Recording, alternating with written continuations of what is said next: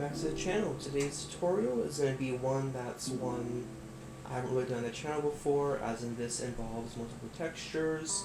As you can see, we add a wood texture to the border, which is something completely different, and it's more of a cafe-esque style, which I think could be really cute for some communities. Now, of course, this left side feels a little odd when you look at it, and you can of course just take this blackboard texture I have and just put it all the way across. It's up to you, but I thought it might be nice to have some variety in this as well. I of course want to mention all these assets are going to be available for download in the description. I'm using Adobe Photoshop, but a free alternative that has much of the same functionality would be Photopea. It's photopea.com. One thing I want to mention as well before I go on is this one is a bit long, but a quick trick you can do to make this shorter if you've already completed the project is you can go into the base and say we'll take the edge, so right click, copy layer style, right click, clear layer style, go over to the rectangular marquee tool. We can say cut out that much right there.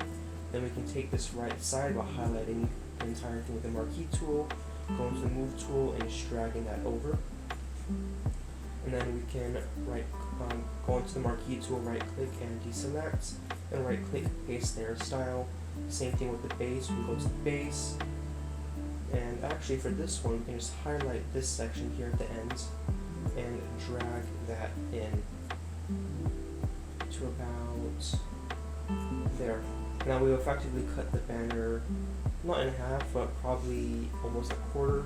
That's just a quick dirtiest thing you can do to make the banner smaller if you need it to be. Let me just quickly undo that. So without further delay, let's jump right into the tutorial. Alright, so we're going to go to File, New, and for the width, go 100, and the height, 530. And as usual, we're going to create a new layer, delete the background, come over to the left side, go over to the shapes, hold down the left mouse button to pop up more shapes, and go with the rounded rectangle tool. Now let's go ahead and just drop this down randomly, because we're going to be coming over to this right side where properties is at and make some adjustments there. If you don't see the properties window, go over to window, go down to properties, click it, and it will pop up here. You can either leave it there or take it to the side and drop it and lock it there. So with the properties window now pulled up, we're going to make the base 925 by 200. Again, this is longer than you need, but just in case, and if it is too long, you can use that trick I showed you at the start to adjust it down to a more manageable size. So with this shape now here, we're going to create another new layer. Go over to the left side, ellipse tool, and this one we're going to use bright blue just so we can see what's going on. Drop it down, and for the width we're going to do 110, and for the height 118. And this one we want centered. Make sure it is centered with the shape. It'd be easier if we center this first using the move tool. Make sure it is all centered, and we want it popping out about that far. Let's do Control J and move it to the other side and do the same thing there. Go ahead and select all of them and then group them. Double click on the group name and we'll call this the base area. Right click on the eyeball, let's make that red. And take all of these, do Control J, Control G, call this the backup, drag it outside, make it gray. Now take all of these, and we're gonna merge shapes. And the color we actually want to use for this entire base area is going to be the following: 9F9079. So click OK there. Now we're going to right click and there's it, rasterize layer. Now we're going to create another new layer. Go over to our ellipse tool. We're going to drop that ellipse tool down. For the width we want 56, and for the height we also want 56. We're going to take this, make sure it is centered there and not too centered there. And that's about how we want it to be cut out, so a little off center at the bottom and center at the top. Now do Control J, move that down, once again making sure it is centered. Then select both of them by holding Control and clicking, then Control J, move it to the other side and off center at the bottom. Now we can take all of these shapes, do Control G, merge group. Now click on that layer we're gonna call the base. We're gonna click by holding the control, we're gonna click at the top. So now these shapes, the circles are selected, but we're still in the base. And we're just gonna click delete on the keyboard. Now back to the rectangular marquee tool, right click, deselect, and delete those. As you can see, and make sure that you hide the base layer, otherwise if you have it showing, it's gonna make it look as if you didn't actually cut it out. So now we have this nice little unique shape going on.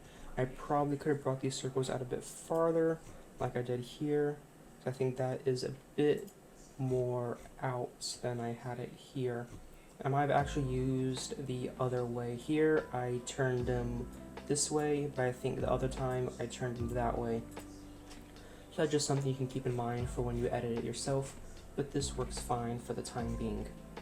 Now this base layer, we're going to do Control J. Now here we're going to do blending options, go over to stroke. We're going to add an outside stroke of, let's say 11, maybe try 12, 13, and I think 13 should work fine. And we're going to use black so it's easy for us to cut it out. Now we're going to right click, rasterize layer style. We're going to go over to our magic eraser tool, click, and as you can see, this is now its own separate layer. Just to make sure there's no gaps here, as you can see there's a little gap, and there's no messy edges where the brown is a little bit into the black.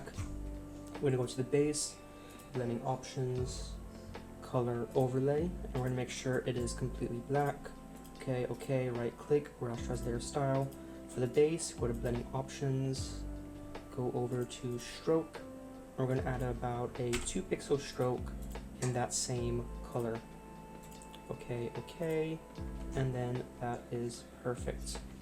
So now we are 100% certain that there is none of the background showing, the background being transparency, and the black is being hidden perfectly as well. Now we can get to work on the border itself. Let's go to this, let's call it the border. I'll do Control G and call this the border as well. For the border, we're going to go into blending options, go over to bevel and emboss, and we want 84 to 0, and actually 153 here. 153 and 30 down there. And yep, that all looks good. And then a contour as well. Perfect. Now we're going to drag in the color that we're going to be using. Well, the texture, not the color. It's going to be this wood grain right here. Make sure that wood grain is centered. There we go. Just drag it down, and you can either do right click, create clipping mask, or hold Alt and click in between to clip that on.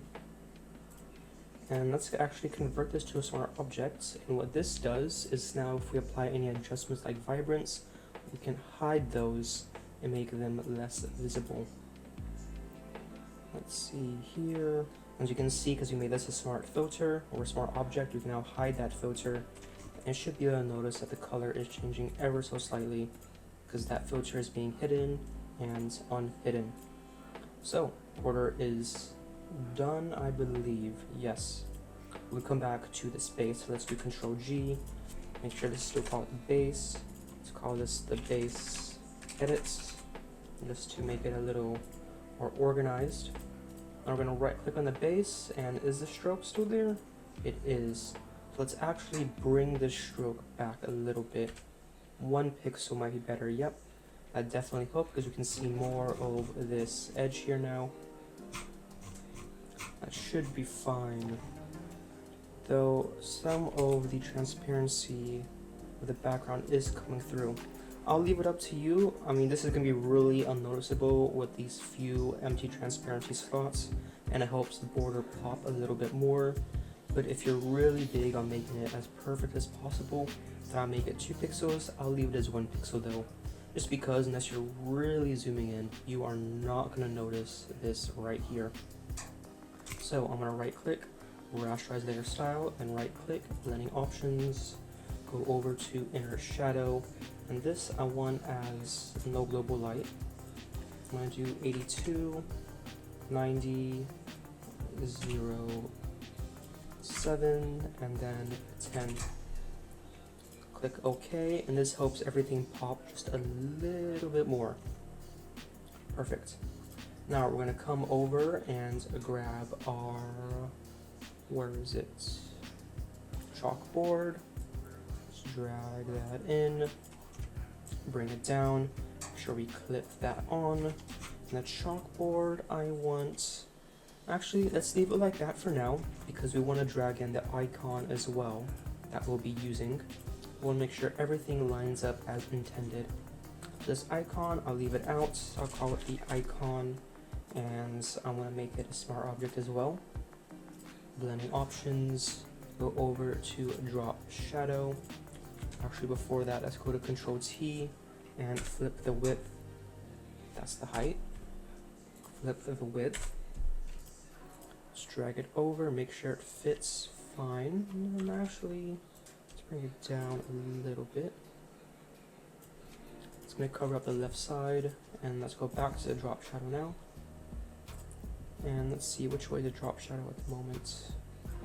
Just going that way. I want it to be a bit more slanted. So right about there. Let's bump the size, drop the opacity.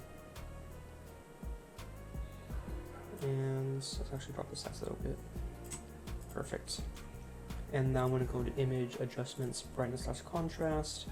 Let's bring down the brightness and up the contrast a little bit. Make it blend in a little bit better. Okay. Now we can return to this chalkboard, or chalkboard, and let's cut it off at around there. That should give us plenty of space to work. Now we're gonna grab our rope, bring in the rope, and for the rope, what we're gonna do is name it rope to start. We're gonna clip it on as well. We're going to do a Control T, drag the rope around, and let's drag it down to about where it would fit okay. So kind of like that. This rope, we're also going to make a smart object, Image, Adjustments, Brightness / Contrast, to make it pop a little bit more. It's definitely a lot better than before. And we're also going to add a drop shadow so it shows up as well. That would be very helpful. Opacity, and that should be fine. And coming back to the chalkboard, let's go to Blending Options, add a inner shadow as well. An inner shadow I think I want coming from the 180 degrees. And let's up the opacity, size, and that should be fine there as well.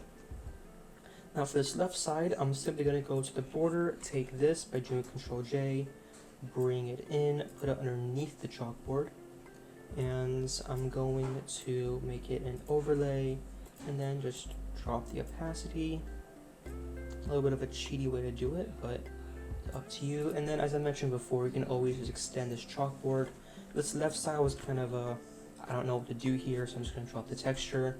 So feel free, of course, to play around with it and see what works better. So let's call this the wood texture. The same thing over here.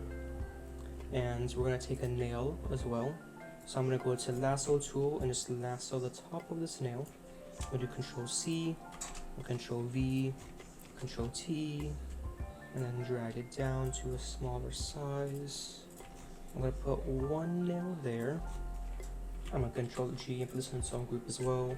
Miscellaneous decor, and let's call this a nail. I'm going to go Blending Options, and then add a slight drop shadow. So opacity down, I want it that way. Oops, that way. And let's bring the spread down and up the opacity. And actually, I want to adjust the brightness as well so we can actually see it a bit. Contrast, there. And I can do Control J, put one up there, one down here, and one right in the center at the back. So it looks like that's nailed on. Not the cleanest job, of course, but there are a lot of options you could do with this left side, and I couldn't really think of any at the last moment. So I'm going to close all those. The base is done. I hope I don't forget anything. I'm going to create a new layer, do Control G, call this the text. Right click on the eyeball, let's make this orange. Now the font we're using is DK Crayon Crumble. I'm going to call this Rose. I'm going to make sure it is completely white, as chalk would be. I'm going to bump up the size. I'm going to increase the distance. And I might increase the size some more in just a second to see how this looks. Yep.